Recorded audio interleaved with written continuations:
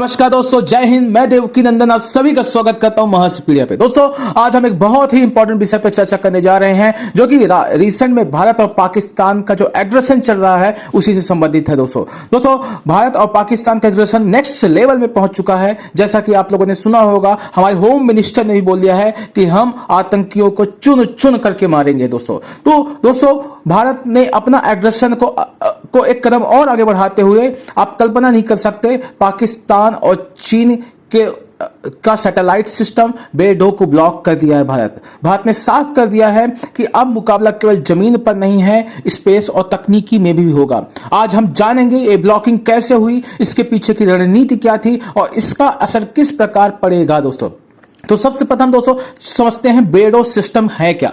दोस्तों बेडो यानी जीपीएस का चीनी संस्करण है। यह चीन का खुद का सैटेलाइट नेविगेशन सिस्टम है, जैसे कि अमेरिका के जीपीएस की तरह काम करता है। इसका उपयोग लोकेशन, दिशा और समय की जानकारी देने के लिए होता है। इसे चीन ने स्वतंत्रता, सैन्य शक्ति और तकनीकी आत्मनिर्भरता के लिए बनाया। दोस्तों तो चलिए समझते हैं कैसे काम करता है, कितने सैटेलाइट है, कहां कहां इस्तेमाल होता है बेडो नेविगेशन सिस्टम का। तो बेडो नेविगेशन सिस्टम एक ग्लोबल नेविगेशन सिस्टम है दोस्तों, जो सैटेलाइट्स के जरिए लोकेशन, दिशा और समय को जानकारी देता है, बिल्कुल जीपीएस की तरह दोस्तों, जैसे कि आप लोगों के फोन में होगा गूगल मैप वगैरह आपने देखा होगा। तो दोस्तों समझते हैं कितने सैटेलाइट्स हैं इससे संबंधित। बेडो 3 प्रणाली में कुल 45 प्लस सैटेलाइट्स हैं, एमईओ, जीईओ, आईजीएसओ ऑर्बिट में। कहां कहां इस्तेमाल होता है दोस्तों इनका? चीन और उसके साझेदार देशों में, पाकिस्तान जैसे मित्र राष्ट्र की सेनाओं में, drone, missile guidance, mobile devices, transport और लॉजिस्टिक्स में। यह सिस्टम चीन की तकनीकी प्रभुत्व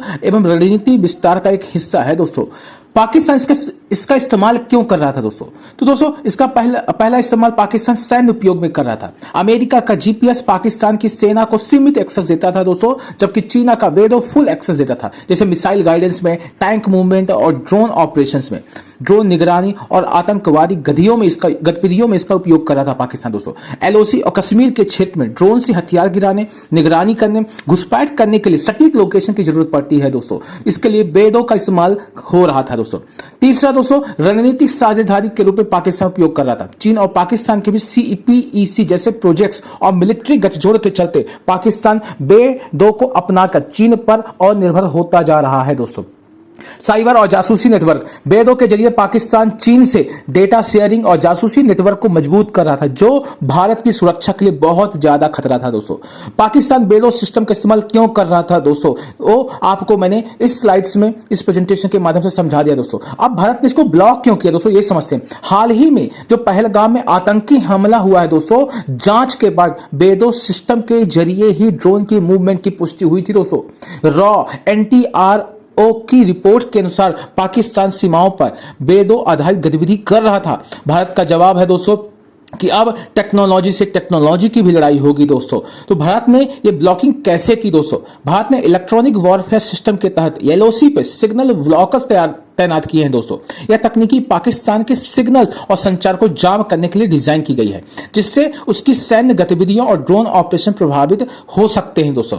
दूसरा दोस्तों साइबर इंटरसेप्शन के माध्यम से भारत ने बेडो कम्युनिकेशन को हैक और इंटरसेप्ट करने के लिए साइबर टूल्स का इस्तेमाल किया।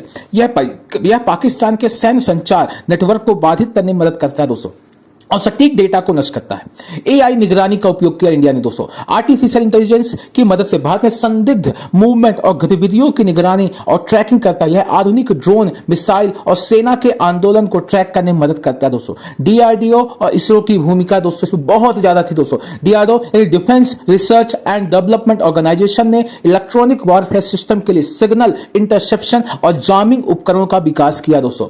इसरो ने सैटेलाइट निगरानी और संचार तकनीकी में भारत को मजबूत किया, जिससे जीपीएस और अन्य सिग्नल को सुरक्षित रखा जा सके। तो दोस्तों इस तरीके से भारत ने पाकिस्तान के बेडो नेविगेशन सिस्टम से को ब्लॉक किया दोस्तों। अब ब्लॉक करने के उपरांत चीन और पाकिस्तान की प्रतिक्रिया क्या रही दोस्तों? पाकिस्तान तो घबरा गया दोस्तों, और घबराहट में ही उसने एयर स्पेस बंद कर दी और फ्रीक्वेंसी बदलने की कोशिश करने लगा। दोस्तों चीन का बयान आया, भारत ने अंतरराष्ट्रीय तकनीकी समझौतों का उल्लंघन किया है, लेकिन भारत ने स्पष्ट रूप से और कड़े शब्दों में कहा कि यह हमारी सुरक्षा है और हमारी सुरक्षा सर्वोपरि है दोस्तों। सो दोस्तों निष्कर्ष क्या है दोस्तों? निष्कर्ष यह दोस्तों, भारत और पाकिस्तान के बीच जो सैन्य तनाव है अब तकनीकी और अंतरिक्ष तक पहुंचता जा रहा है। पाकिस्तान का वेडो जैसे चीनी सिस्टम पर निर्भर होना न सिर्फ उसकी सैन्य रणनीति को ताकत देता है बल्कि भारत की राष्ट्रीय सुरक्षा के लिए एक नया गंभीर खतरा बनता है। भारत ने वेडो सिस्टम को ब्लॉक करके साफ कर दिया है। अब जवाब सिर्फ बारूदी नहीं होगा, डिजिटल और स्पेस आधारित भी होगा। यह एक नई प्रकार की रणनीतिक लड़ाई की शुरुआत है दोस्तों, जहां सैटेलाइट, ड्रोन और एआई भारत की सीमाओं की रक्षा करेंगे। अब भारत सिर्फ सीमा पर ही नहीं, आकाश अंतरिक्ष में भी अपनी प्रभुसत्ता स्थापित करेगा दोस्तों। अतः दोस्तों, अपनी वाणी को मैं विराम देते हुए